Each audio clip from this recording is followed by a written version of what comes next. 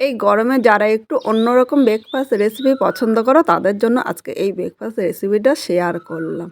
এর সাথে থাকছে অনেক টিপস অ্যান্ড টিপ আর থাকছে চাটনির একটি রেসিপি।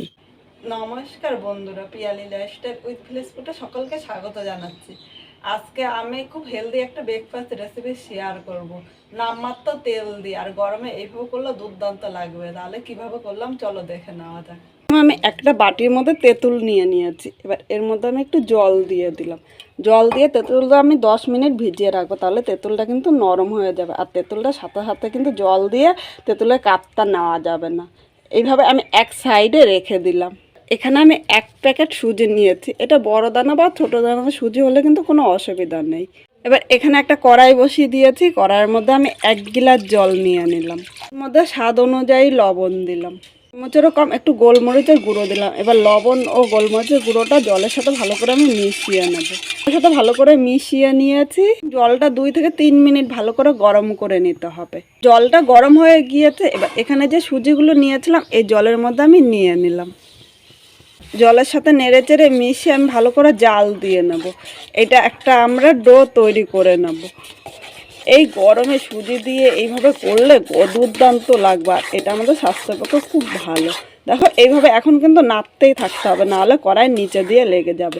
এই সময় গ্যাসের আগুনটা আমি একদম লো করে দিলাম। লো করে এইভাবেই নাড়তে থাকবো। আর কড়াইয়ের নিচে দিয়ে লেগে গেলে কিন্তু একদম ভালো লাগবে না। এইভাবে নাড়তে নাড়তে একটা শক্ত ডো আমি তৈরি করে নেব।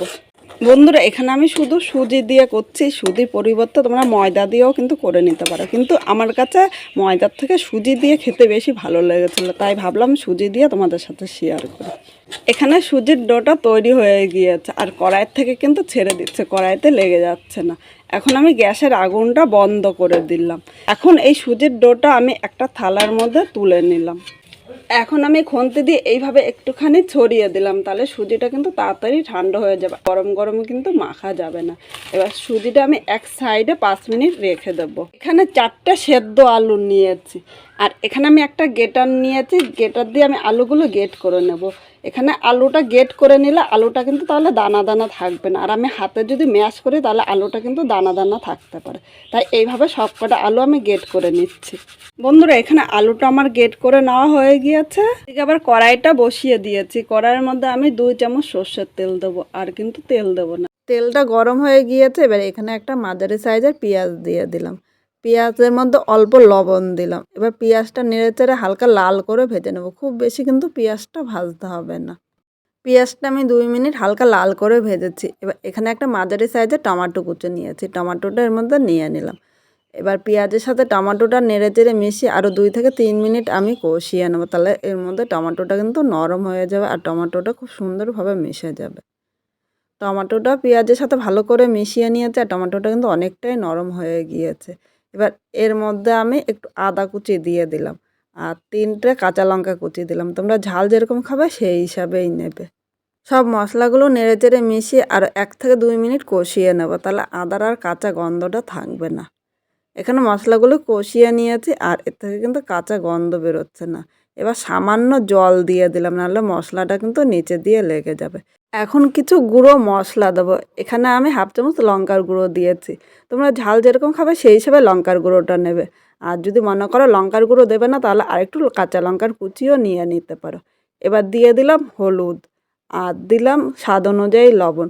খুব বেশি কিন্তু মশলা দেবে না। এবার সব কিছু মশলা নেড়েচেড়ে মিশিয়ে আরও 1 থেকে 2 মিনিট আমি কষিয়ে নেব। মশলাগুলো ভালো করে কষিয়ে নিয়েছি। এর থেকে বেশি কষালে কিন্তু নিচে দিয়ে লেগে যাবে। এবার গ্রেট করে রাখা আলুটা আমি নিয়ে নিলাম। এবার আলুর সাথে মশলাটা ভালো করে নেড়েচেড়ে মিশিয়ে নেব। আর এই সময় আগুনটা একদম মিডিয়াম দিয়ে এই কাজটি করতে হবে, নাহলে কড়াইয়ের নিচে দিয়ে কিন্তু লেগে যাবে। 4 মিনিট আমি আলুটা মশলার সাথে ভালো করে নেড়েচেড়ে মিশিয়ে নিয়েছি। এখন গ্যাসের আগুনটা আমি বন্ধ করে দিলাম। এবার আমি একটা থালার মধ্যে নামিয়ে এবার একটা চামচ দিয়ে এভাবে একটু ছড়িয়ে দিলাম, তাহলে আলুটা কিন্তু তাড়াতাড়ি ঠান্ডা হয়ে যাবে। এবার আমি সুজিটা নিলাম। সুজিটা কিন্তু একদম ঠান্ডা হয়ে গিয়েছে। এবার সুজিটা ভালো করে চটকে চটকে মেখে নিতে হবে।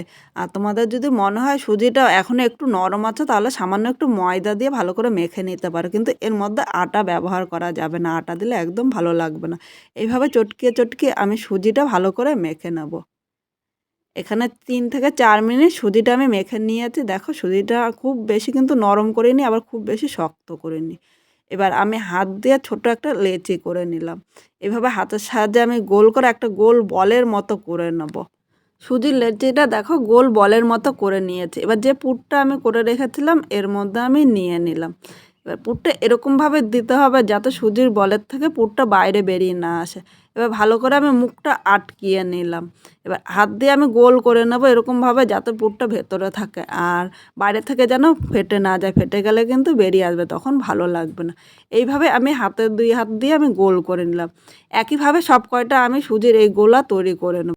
খুব সহজেই কিন্তু এখানে সবকটা গোলা আমি তৈরি করে নিয়েছি। দেখো এখানে মোট 7টা গোলা হয়ে গিয়েছে। এখনও অনেকটা আলু মাখা কিন্তু রয়ে গিয়েছে। এই আলু মাখাটা আমি ফেলে দেবো না। আজকে আমি ডাল করেছি, ভাত করেছি, এর সাথে এই আলু মাখাটা খাবো। এবার এই আলুটা এক সাইডে রেখে দিলাম। এখানে আমি একটা থালা নিয়েছি, থালার মধ্যে অল্প তেল মাখিয়ে নিয়েছি। এবার একটা একটা করে সবকটা গোলা আমি এই থালার মধ্যে নিয়ে নেব। আর তেল যদি না মাখিয়ে নিতাম তাহলে থালার নিচে দিয়ে লেগে যেত। যখন আমি তুলবো তখন থালার গায়ে কিন্তু লেগে থাকতো। এদিকে আমি একটা কড়াইয়ের মধ্যে জল দিয়ে ভালো করে গরম করে নিয়েছি। এবার ঢাকনিটা তুলে নিলাম। এখন এই জায়গায় একটা স্ট্যান্ড বসিয়ে দিলাম। এবার এর উপরে থালাটা আমি নিয়ে নিলাম। আগুনটা কিন্তু এইভাবে জোরে দিতে হবে। এবার এরকমভাবে ঢাকা দিতে হবে যাতে ভেতরের বাষ্পটা বাইরে বেরিয়ে না আসে। এবার ঢাকা দিয়ে দিলাম। এবার ঢাকার মধ্যে দেখো একটা ছিদ্র রয়েছে, কাগজ দিয়ে এই ছিদ্রটা আমি বন্ধ করে দিলাম, তাহলে কিন্তু ভেতরের বাষ্পটা বাইরে বেরিয়ে আসবে না। এবার মিডিয়াম আগুনে আমি 5 মিনিট এইভাবে ভাপিয়ে নেব। এর মধ্যে আমি তেঁতুলের চাটনিটা রেডি করে নেব। তেঁতুলগুলো আমি আরেকটা বাটিতে নিলাম, কারণ এই বাটিতে কিন্তু চটকানো যাবে না। এবার ভালো করে চটকে তেঁতুলের পালটা আমি বের করে নেব। আর তেঁতুলের যে আটি, তারপরে ধরো তেঁতুলের এই চোকাগুলো আমি ভালো করে নিগড়িয়ে নেব কিন্তু। আর এর মধ্যে ভালো করে তেঁতুলটা ছেঁকে নিতে হবে। এখানে তেঁতুলটা ভালো করে ছেঁকে নিয়েছি। আর এর মধ্যে দেখো আর আটি বা আঁশ কিন্তু নেই, এইভাবেই ছেঁকে নিতে। এখানে আরেকটা কড়াই বসিয়ে দিয়েছি, এর মধ্যে তেঁতুলের কাঠটা আমি নিয়ে নিলাম। আর বাটিতে অনেকটা তেঁতুলের কাঠ লেগে আছে, বাটিটা ধুয়ে সামান্য জল দিলাম। এখানে আমি হাফ চামচ বিট লবণ দিয়ে দিলাম, হাফ চামচ সাদা লবণ নিলাম। তোমরা ইচ্ছে করলে শুধু সাদা লবণ বা বিট লবণ দিয়েও করতে পারো, কিন্তু দুটো লবণ দিয়ে মিশিয়ে করলে দারুণ লাগে খেতে। আমি হাফ বাটি মানে 150 গ্রাম চিনি নিলাম। তোমরা মিষ্টি যেরকম খাবে সেই হিসাবে চিনিটা নিয়ে নেবে। এবার সব কিছু নেড়ে চেড়ে মিশিয়ে আমি 5 মিনিট জাল দিয়ে নেবো, তাহলে চিনিটা কিন্তু গলে যাবে। এভাবে আমি 5 বার তেঁতুলটা উতলিয়ে নেবো, তাহলে তেঁতুলের চাটনিটা কিন্তু একদম তৈরি হয়ে যাবে। আর মাঝে সাঝে এরকম একটু নাড়িয়ে নিতে হবে, নাহলে কিন্তু নিচে দিয়ে লেগে যেতে পারে। এখানে তেঁতুলের চাটনিটা তৈরি হয়ে গিয়েছে, এবার আমি নামিয়ে নেব। এদিকে 5 মিনিট হয়ে গিয়েছে, এবার ঢাকনিটা তুলে নিলাম।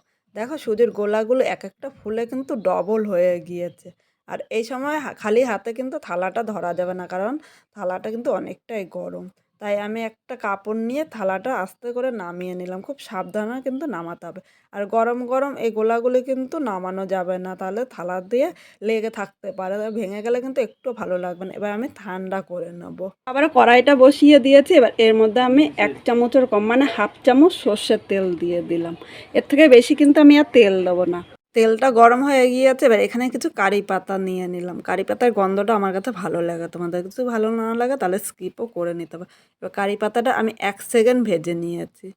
এখন এর মধ্যে আমি 1 চামচ তিল দিয়ে দিলাম। এর সাথে 1 চামচ আমি কাশ্মীরি লঙ্কার গুঁড়ো দিয়েছি, এটা শুধু কালারের জন্য। তোমরা যদি ইচ্ছে করো তাহলে এই লঙ্কার গুঁড়োটা কিন্তু স্কিপও করতে পারো। এবার আমি সব কিছু নেড়েচেড়ে মিশিয়ে আরও 1 থেকে 2 সেকেন্ড আমি ভেজে নেব, তাহলে যে এখানে আমি তিলটা নিয়েছি তিলের আর কাঁচা গন্ধটা থাকবে না। এখানে সব কিছু নেড়েচেড়ে ভালো করে ভেজে নিয়েছি। এবার যে আমি সুজির গোলাগুলো তৈরি করে রেখেছিলাম এর মধ্যে আমি নিয়ে নিলাম। এবার ভালো করে মিশিয়ে নিতে হবে। এই সময় গ্যাসের আগুনটা কিন্তু একদম মিডিয়াম করে দিতে হবে, নাহলে কড়াইয়ের নিচে দিয়ে লেগে যেতে পারে। 2 মিনিট আমি ভালো করে সব কিছু মিশিয়ে নিয়েছি। এবার একটা থালার মধ্যে আমি নামিয়ে নিলাম। আজকে আমি যেভাবে এই হেলদি ব্রেকফাস্টটা রান্না করলাম, তোমরাও যদি সেভাবে করো তাহলে খেয়ে কীরকম লাগলো কমেন্ট করে জানাতে কিন্তু ভুলো না। নতুন কোনো বন্ধু যদি আমার ভিডিওটি দেখতে আসে, ভালো লাগলে একটা লাইক, শেয়ার, কমেন্ট করো আর সাবস্ক্রাইব করে আমার পাশে থাকো, যাতে নতুন নতুন ভিডিও আপলোড করলে সবার আগে নোটিফিকেশান আপনার কাছে পৌঁছিয়ে যায়। শেষে যে আমি চাটনিটা করেছি এর সাথে চাটনিটা নিয়ে নিলাম। আর এইভাবে চাটনি দিয়ে খেতে কিন্তু দুর্দান্ত লাগে। একটা আমি তোমাদের ভেঙে দেখাচ্ছি ভেতরটা কত সুন্দর হয়েছে। দেখো ভেতরটা কিন্তু দুর্দান্ত লাগছে, অসাধারণ হয়েছে। অনেক বাচ্চারা স্কুলে টিফিন দিলে খেতে চায় না, এইভাবে টিফিনে দিয়ে দেবেন, দেখবেন ওরা টিফিনটা কিন্তু একদম পরিষ্কার করে নিয়ে আসবে। আর এইভাবে একটু এই চাটনি দিয়ে কিন্তু খেতে দুর্দান্ত লাগে। এখানে আমি তেঁতুলের চাটনি করেছি, তোমরা ইচ্ছা করলে টমেটোর সসও নিয়ে নিতে পারো। আমার বাড়িতে আজকে বদ্দা এসেছে, বদ্দা দিয়ে দেখি বদ্দা কিরকম বলে, তাহলে আপনারা বুঝতে পারবেন। আর নাই আছে আরো